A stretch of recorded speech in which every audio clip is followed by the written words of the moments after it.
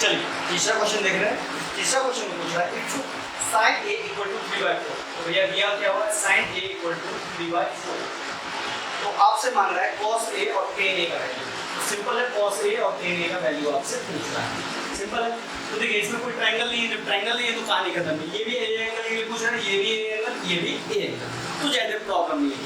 अब देखिए sin a का जो वैल्यू होता है वो होता है p/h, यानी कि p आपके पास है 3 और h है आपके पास 4। यही है क्वेश्चन। हाँ 3/4। अब देखिए इस तरह के क्वेश्चन में आपके पास है p भी होना चाहिए, b भी होना चाहिए और h भी होना चाहिए। तो आपके पास है क्या नहीं, b निकालना।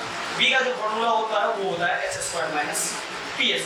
अभी मैं थोड़ा सा फॉर्मूला भी आपको रिवीजन करवा ही देता हूँ। मान लीजिए ये कोई ट्रायंगल है ABC, ये 90 डिग्री है, इसको कहेंगे h। 90 डिग्री के समय हमेशा हाइपोटेन्यूज। मैं इस एंगल के लिए ले रहा हूँ, ये है थीटा, एक्यूट एंगल। जब ये एंगल एक्यूट है तो ये हो गया आपका परपेंडिकुलर, और जब ये परपेंडिकुलर है तो ये हो गया आपका बेस। तो इसका फॉर्मूला बनता है हाइपोटेनस का स्क्वायर बराबर होता है परपेंडिकुलर का स्क्वायर जोड़ बेस का स्क्वायर। इसमें से स्क्वायर हटता है तो इसमें स्क्वायर रूट कर देता है। यही खेल है। अब एक बात बताइए, जब ये है फॉर्मूला कहता है h² बराबर p² जोड़ b²। अब एक बार p को इधर ले आइए, h² p को इधर लाएंगे तो -p² बराबर क्या बचेगा b²। अब स्क्वायर हटेगा तो स्क्वायर रूट कर जाएगा, यानी b बराबर आ गया आपका h² - p²। फिर क्या कीजिए, एक बार आप b को भेज दीजिए तो h² b² इधर आएगा तो b² और इधर बच गया आपका p²। स्क्वायर हटाएंगे तो क्या लग जाएगा रूट।